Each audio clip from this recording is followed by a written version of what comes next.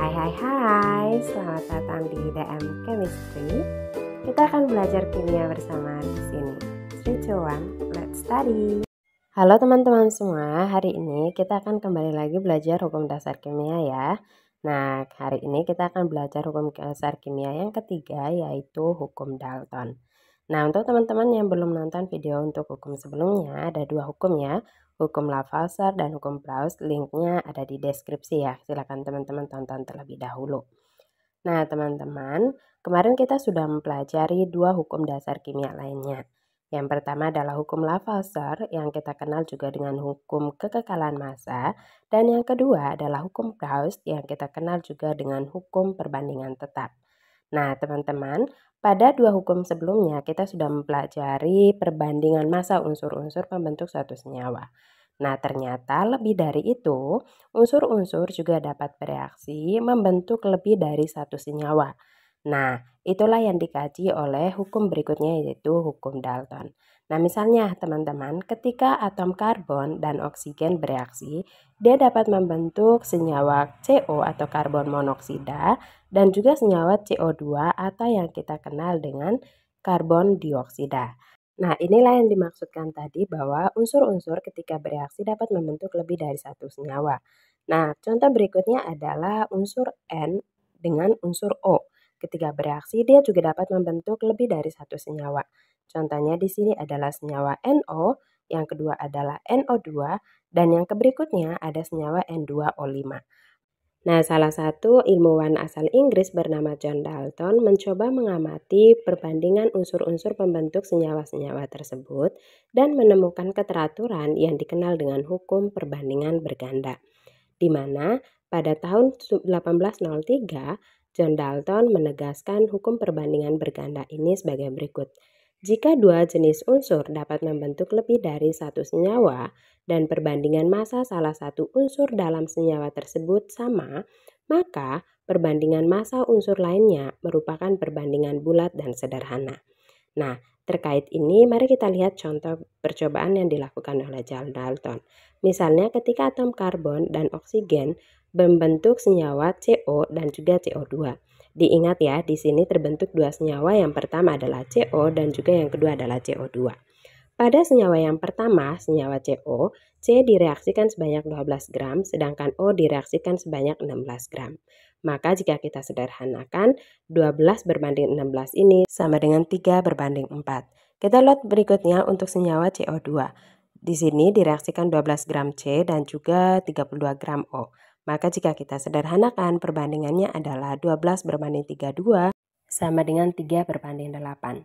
Maka mari kita perhatikan di sini. Yang pertama, perbandingan massa untuk atom C itu pada senyawa 1 dan senyawa 2 adalah sama dengan 3. Sementara perbandingan massa O pada senyawa 1 dan 2 berbeda, yaitu 4 berbanding 8. Nah, itulah yang dikemukakan oleh John Dalton, di mana perbandingan massa salah satu unsur dibuat tetap atau sama. Nah, di sini yang dibuat tetap adalah unsur karbonnya. Sementara pada atom O, meskipun 4 dan 8 itu sudah merupakan bilangan bulat, namun 4 berbanding 8 ini bukanlah bilangan sederhana.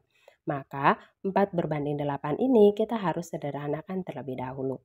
Maka untuk perbandingan unsur O pada senyawa 1 dan senyawa 2, 4 berbanding 8 itu kita bisa sederhanakan menjadi 1 berbanding 2. Sementara untuk perbandingan massa unsur C pada senyawa 1 dan senyawa 2 kita bisa sederhanakan menjadi 1 berbanding 1. Nah, sudah sesuai yang dikemukakan oleh John Dalton ya, perbandingan unsur C dibuat tetap atau sama, sementara perbandingan unsur O merupakan bilangan bulat dan sederhana. Oke, semoga mudah dipahami ya teman-teman. Nah, berikutnya John Dalton mencoba mengkaji reaksi antara nitrogen dan oksigen dan membentuk dua senyawa yang berbeda. Yang pertama adalah NO ya, dan yang kedua adalah NO2. Dalam pembentukan senyawa yang pertama, nitrogen yang direaksikan sebanyak 0,87 gram, sementara oksigennya sebanyak 1 gram. Dan dalam pembentukan senyawa yang kedua, N yang direaksikan sebanyak 1,75 gram, sementara O yang direaksikan sebanyak 1 gram. Nah, perbandingan ini mudah kita amati ya teman-teman, di mana O dibuat tetap, yaitu perbandingannya 1 berbanding 1. Namun di sini kita lihat perbandingan unsur N pada senyawa 1 dan senyawa 2 bukanlah bilangan bulat dan sederhana. Maka yang paling pertama kita sederhanakan dulu ya perbandingan unsur N pada senyawa 1 dan senyawa 2. Nah, kita bisa sederhanakan dengan membagikan semuanya dengan 0,87, maka diperoleh hasil 0,87 berbanding 1,75 sama dengan 1 berbanding 2. Maka di sini teman-teman, perbandingan unsur O dibuat tetap dan sama yaitu 1 berbanding 1, sementara perbandingan unsur N yang diperoleh adalah 1 berbanding 2 merupakan bilangan bulat dan sederhana. Oke, bagaimana teman-teman? Mudah dipahami ya? Nah, supaya lebih paham lagi, kita langsung ke latihan soal berikut ini. Teman-teman silakan kerjakan dulu di rumah, lalu nanti kita cocokkan hasilnya ya teman-teman. Dari sini kita punya latihan soal, belerang atau es dan oksigen atau O membentuk dua jenis senyawa. Kadar belerang dalam senyawa 1 dan 2 berturut-turut adalah 50% dan 40%. Nah, di sini ditanya, apakah hukum Dalton berlaku untuk senyawa tersebut? Oke teman-teman, terlebih dahulu kita tulis dulu ya apa yang diketahui di sini. Di sini terdapat senyawa 1 dan senyawa 2 yang tersusun atas belerang dan oksigen. Pada senyawa 1 terdapat belerang sebanyak 50%, berarti sisanya adalah oksigen ya. Maka kalau belerangnya 50%, maka oksigennya juga 50%. Pada senyawa 2 terdapat belerang sebanyak 40%, maka sisanya adalah oksigen ya. Berarti pada senyawa 2 ini berapa teman-teman oksigennya? Iya betul, 60% ya. Maka di sini senyawa 1 perbandingan S dan O-nya 50% berbanding 50%. Pada senyawa 2 perbandingan S dan O-nya 40% berbanding 60%. Nah, untuk membuktikan apakah hukum Dalton berlaku di sini, maka kita sederhanakan terlebih dahulu ya. Untuk senyawa 1 di sini karena perbandingannya 50% berbanding 50%, maka kita bisa sederhanakan menjadi 1 berbanding 1. Dan pada senyawa 2 karena perbandingannya 40% berbanding 60%, maka kita bisa sederhanakan dengan bagikan semuanya dengan 20 ya. Maka hasilnya adalah 2 berbanding 3. Nah, kita perhatikan di sini. Nah, di sini belum ada unsur yang memiliki perbandingan yang sama ya. Maka kita coba buatkan unsur S, kita buat perbandingan sama atau tetap.